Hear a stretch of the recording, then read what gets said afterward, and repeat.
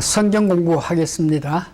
우리는 지난 3주 동안에 걸쳐서 영적인 성장을 위해서 필요한 것, 우리가 기도해야 된다 그랬죠.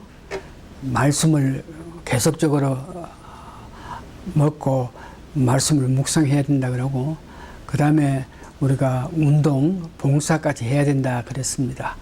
그런 방법으로 우리가 살아나가면 우리가 영적 성장을 하게 되는데, 오늘부터는 한 4주 동안에 걸쳐서 영적 성장을 했을 때에 어느 수준까지, 어느 정도까지 성장해야 되나, 이런 문제를 가지고 우리가 연구해야 되겠는데, 오늘은 영적 성장했을 때에 어떤 이해에 풍성하게까지,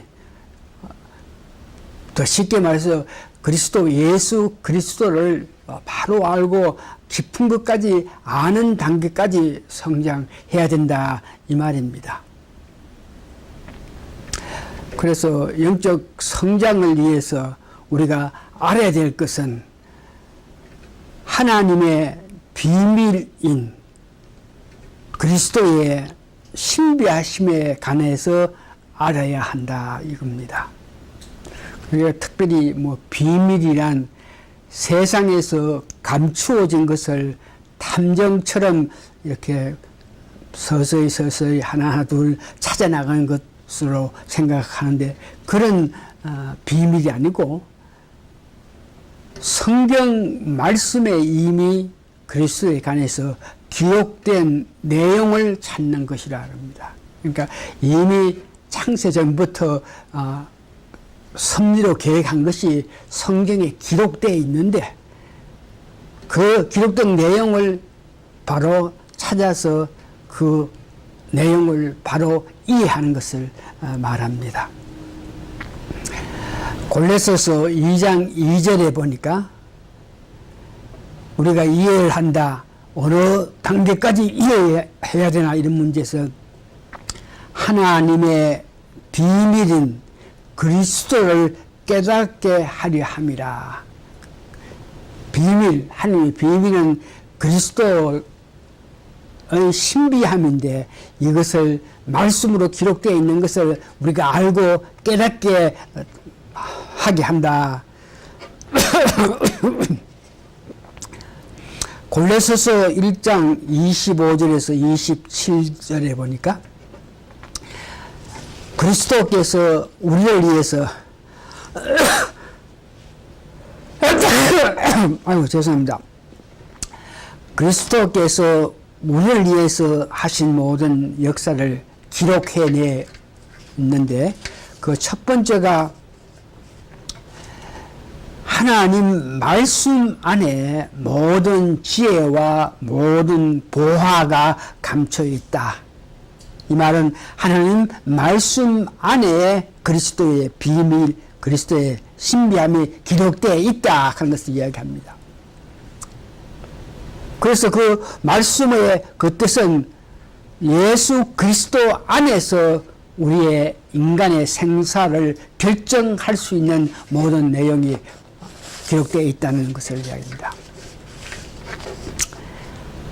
하나님 말씀을 우리가 깨달을 때에 에베소 3장 2절에서 3절 보니까 이방인에게도 복음으로 통해서 그리스도와 함께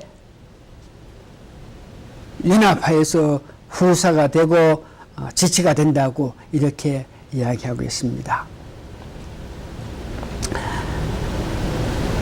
세 번째, 그리스도에 대한 바른 인식을 위해서 성령님 내재 문제에, 우리가 말씀을 깨닫게 되게끔 하기 위해서는 우리 안에 계신 성령님의 도움으로 말미암아 그 말씀을 바로 깨닫게 되는 것입니다.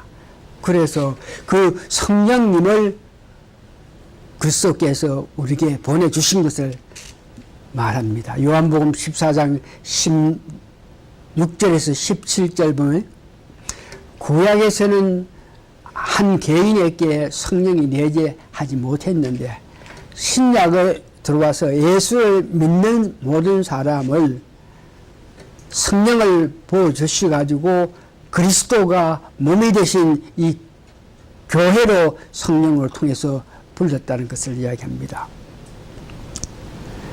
성령님이 우리 마음속에 예수 그리스도를 믿을 때에 그리스도께서 우리 안에 성령을 내재하게 하신다 그랬는데, 그 내재하신다는 이 문제에서 요한복음 13장 23절에 보니까 성령님 내재하신다, 그 뜻은 세 분 하나님께서 같이 하신다는 것을 이야기합니다. 그리스도께서 그리스도에 관한 신비함을 바로 알기 위해서 성경을 보면 베드로전서 1장 4절에서 5절을 보니까 섞지 않고 더럽지 않고 새하지 않은 기업을 얻게 하시니, 우리로 하여금 성령님 내재하셔가지고 성령 뜻으로 살아가는 사람은 그리스도께서 우리에게 기업을 잊게 하는 후사가 되게 하셨다는 것을 이야기합니다. 에베소서 3장 5절에 성령님께서 내재하셔서 성령 뜻대로 사는 자는 이제 그의 거룩한 사도들과 선지자들에게 성령으로 나타나실 것 같이 다른 세대에서는 사람의 아들에게 알게 하지 않았으니, 이는 이방인들이 복음으로 말미암아 그리스도 예수 안에서 후사가 되고 함께 지체가 된다. 그러니까 이방인이라서 저와 하나님과의 화목한 관계를 맺지 못한 것들이 예수 그리스도의 은혜로 말미암아 그리스도 안에서 함께 후사를 받는 이방인이 됐다. 그리스도는 신비함, 하나님의 비밀, 그리스도의 신비함은 말씀의 거룩한 구속을 이루었다는 것을 얘기합니다. 베드로전서 1장 18절에서 25절 보면 특별히 19절 험없고 점 없는 어린 양 같은 예수 그리스도를 말하지, 그리스도의 보혈보혈은 피로 한 것이자, 우리가 구속받고 구원받는 것은 율법을 지키고 이렇게 해서 구원받는 것이 아니고 예수 그리스도로 보혈로 말미암아 구속을 받았다는 것이 말씀됩니다. 이상의 모든 말씀은 구약에서는 전혀 할 수 없는 일을 그리스도께서 이방인인 우리를 구속하시고 세 분 하나님께서 우리 마음에 내재하셔서 우리를 인치시고 그리스도와 함께 후사 상속자가 되게 하신 것을 우리가 알 수 있습니다.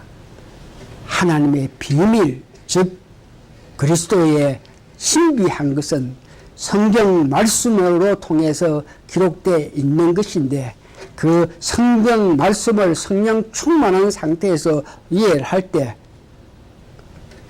그리스도께서 이방인 우리를 구속하시기 위해서 죽기까지 하셨고, 그런 예수님을 믿는 우리에게는 그리스도께서 성령님을 보내셨는데, 그 성령님은 우리 안에 계시는데 세 분 하나님이 같이 계신다는 것을 말씀하셨고, 그와 같은 우리 마음의 성령님이 내재하심으로 통해서 우리가 후사가 받게 되고 재산을 물려받는 이치가 됐다 하는 것을 성경 말씀으로 기록되어 있는 것은, 이것을 잘 알게끔 하기 위해서는 성령 충만한 상태에서 이루어져야 된다는 것을 압니다.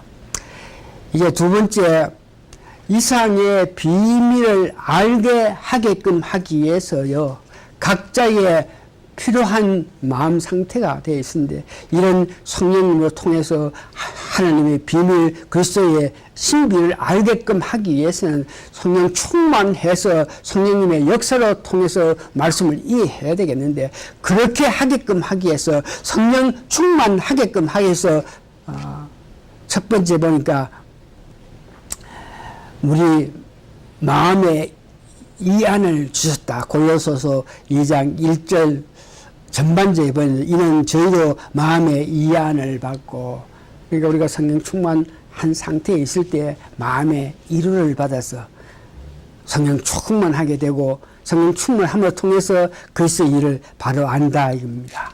이 마음의 상태, 마음의 위로를 받기 위해서는 갈라디아서 5장 22절 보니까 우리 마음의 이안을 받기 위해서는 내가 내 자신을 사랑하고 그 다음에 내가 희생하는 정신을 가지면서 화평하고자 하는 그런 마음을 가질 때에 우리 마음이 편안하고 이안을 받게 됨으로 통해서 예수 그리스도의 일을 바로 알 수 있다.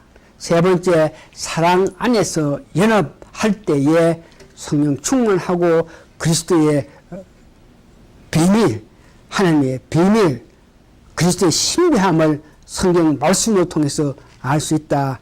화목 이런 문제는 갈라디아서 5장 22절에서 23절 보니까 대인관계에서 원망하고 대인관계에서 오래 참고 자비를 베푸고 양성함을 나타내고 하나님께 충성하고 온유 절제할 때에 사람과 하나님이 화목하는 것 같이 우리 믿는 사람이 이웃과 화목하고 하나님과의 화목을 계속 유지함을 통해서 사랑 안에 연합을 이룸으로 통해서 우리 안에 성령님이 충만해서 그리스도의 비밀을 알게 된다는 것을 이야기합니다. 말씀을 정리합니다. 하나님의 비밀, 즉 그리스도의 신비함은 성경 말씀에 기록되어 있는데 이 말씀을 알게끔 하기 위해서는 성령 충만할 때에 비로소 그 사실을 안다 그럽니다.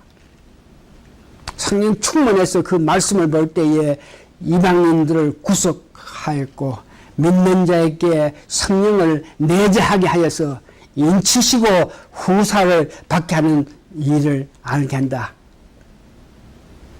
그래서 이 비밀의 내용을 더욱 충만하게 깨달아 아는 지식에 충만한 상태까지 우리가 가야 된다 하는 것을 여러분 잊지 마시기 바랍니다.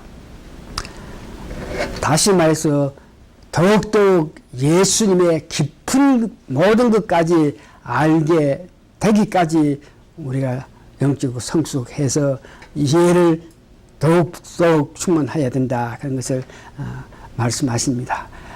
다 같이 기도하시겠습니다. 예수 그리스도를 말씀으로 통해서 우리가 알아야 됩니다. 말씀을 통해서 알게끔 하기 위해서는 성령님의 조명하심에 따라서 성령님 인도하심에 따라서 성령 충만한 상태에서 말씀을 이해하고 말씀을 분별할 수 있는 그런 단계까지 갈 때에 그리스도에 대해서 우리를 위해서 죽기까지 하신 그 예수 그리스도에 대해서 깊은 것을 넓은 것까지 높은 것까지 깊은 것까지 알 수 있다고 했으니 우리가 성령 충만한 상태에서 더욱더욱 그리스도를 알기를 원하는 마음을 가져서 그리스도의 깊은 것까지 아는 저희들 다 되게 축복하여 주시옵기를 예수님 거룩한 이름 받들어 감사 기도합니다. 아멘.